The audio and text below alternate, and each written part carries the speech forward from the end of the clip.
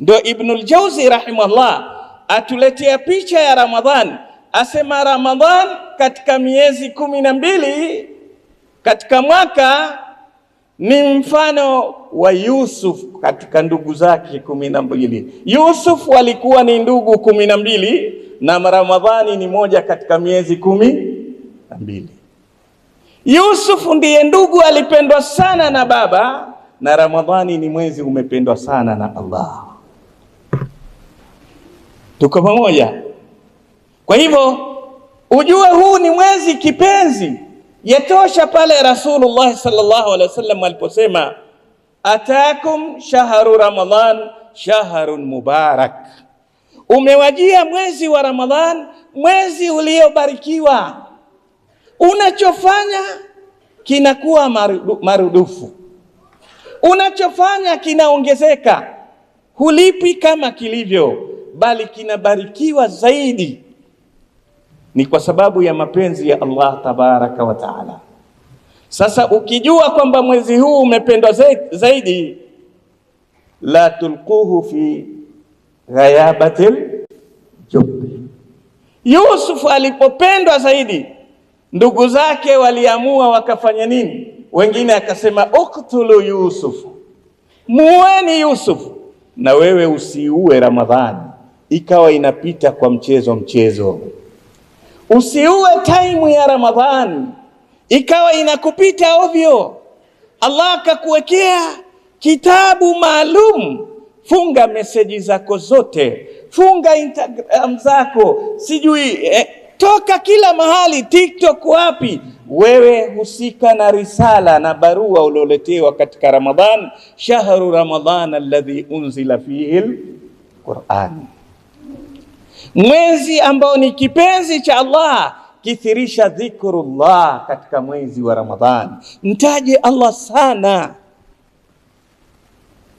Mwezi ambao Allah tabaraka wa taala kajalia kila unachokifanya katika kheri kinanyongeza zaidi. Ongeza ibada yako, usibakiwe na zile tu yani raka 10 au 10 au 12. Kuna salatu tarawih isikupite.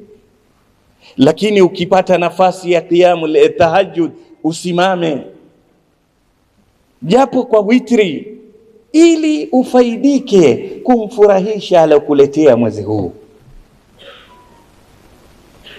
Usiutupe mwezi huu ukauingiza shimoni kama walivyosema ndugu zake Yusuf, kwa kuwa ni mtoto anayependwa, na wewe ukaweza kuingiza mwezi wa Ramadhani kisimani kwa kule kutoshughulikia. Wakati mwingi ukashughulika kwa kula zaidi. Usiingize kwenye shimo la tumbo sana, punguza kula, ongeza ibada katika mwezi wa Ramadhani. Apiga mfano Ibnul Jauzi wa mwezi huu wa Ramadhani, asema miezi 11 Muislamu anakuwa na kasoro nyingi, amekusanya dhambi nyingi katika mwezi wa Ramadhani, lakini inapokuja Ramadhani inakuwa ni sababu ya kusamehewa dhambi zake, kama ambavyo ndugu zake Yusuf 11 walimfanyia ubaya Yusuf, lakini Yusuf alifanya nini? Aliwasamehe. Tumia fursa hii katika mwezi wa Ramadhani.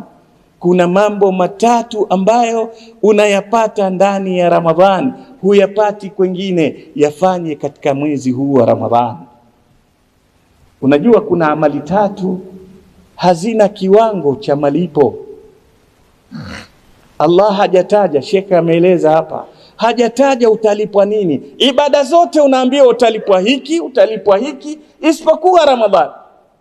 Nimefurahi na msomi mmoja wa Kiislamu akisema, furaha yangu katika saumu ya Ramadhani ni kwamba amali zote zimefungamana na haki za watu. Umemtusi mtu na kumtukana, ukija siku ya Kiyama atapewa malipo ya swala zako, atapewa malipo ya chochote sadaka yako. Lakini Ramadhani haijulikani malipo, hakuna atakayechukua malipo yako ya Ramadhani. Ibada ya saum malipo yake as-saumu li wa ana ajzi bi. Kwa hivyo haina kuwa ni milioni moja yule uliyempiga achukue milioni yako. Hapana, saumu ndio ibada, itabaki ni akiba yako, hakuna mtu ataweza kuichukua. Fursa kubwa, siri katika ndani ya mwezi wa Ramadhani. Itumie fursa hii. Vijana, acheni kuulizana. Kule Kenya vijana ulizana, tumeua ngapi? Tumeua 20 bwana, tumeua 5 bwana. Yani leo ni Ramadhani 5, washafanya nini? Wanasema tumeua. Ramadhani sio nyoka, sio panya. Usiue Ramadhani, huisha Ramadhani, ifanye Ramadhani yako iwe live hata baada ya kuisha Ramadhani.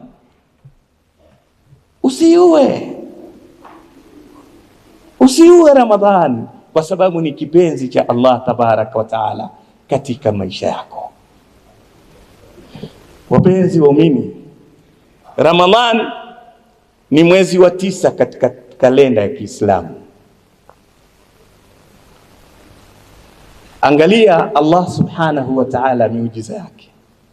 Wewe unaishi katika tumbo la mamako miezi 9.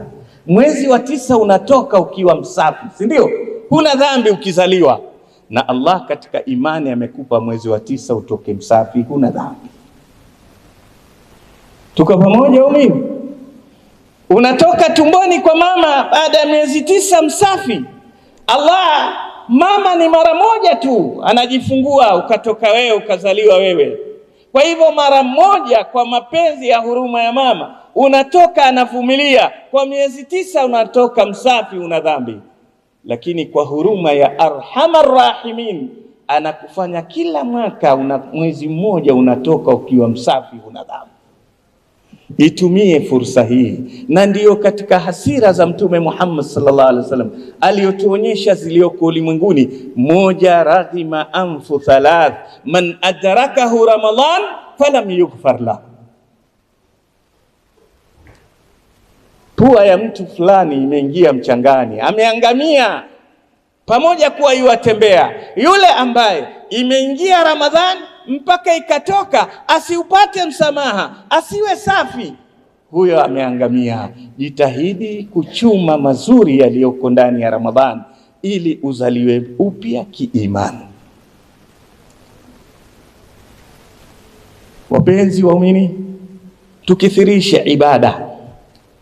Maisha ya mwanadamu yamegawanyika sehemu 3. Maisha ya mwanadamu yamegawanyika sehemu 3. Sehemu ya kwanza ni imani yake. Ndani ya moyo wake anaamini nini? Katika kifua chako akae Allah tabaraka wa taala.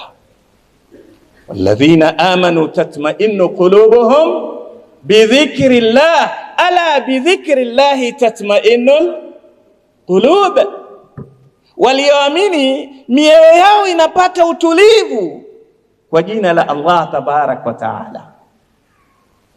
Basi mjue kwamba kwa jina la Allah, kwa Allah tabarak wa taala, kwa kumtaja Allah, kwa kumwamini Allah, unapomweka Allah katika kifua chako, ndio vile vile utapata utulivu katika moyo wako.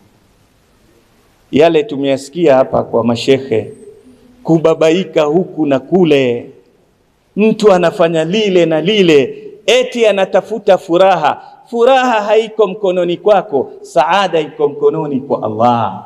Kama ukimjua Allah, rudi kwake na huzuni itaondoka. Qur'an imekuja kutueleza kwamba sisi tuko kwenye mwezi ambao Allah tabarak wa taala sema, wa idha sa'alaka ibadi anni fa inni qarib. Tumia fursa ya dua.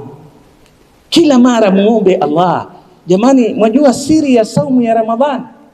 Ibada zote unakuwa kwenye ibada pindi ukipractice ile ibada. Swala, wakati unasujudu uko ndani ya swala, lakini ukitoa salamu umemaliza nini? Swala.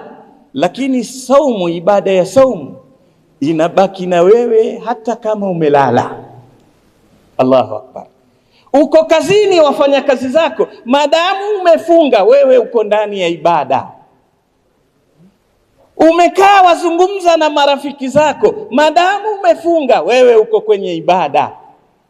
Umelala wapumzika, uko ndani ya ibada. Ina maana maisha yako katika Ramadhani yako ndani ya ibada wakati wote. Ibada zote zina limit, isipokuwa saumu ni wakati wote ni ibada. Itumie fursa hii ya kuongea na Allah.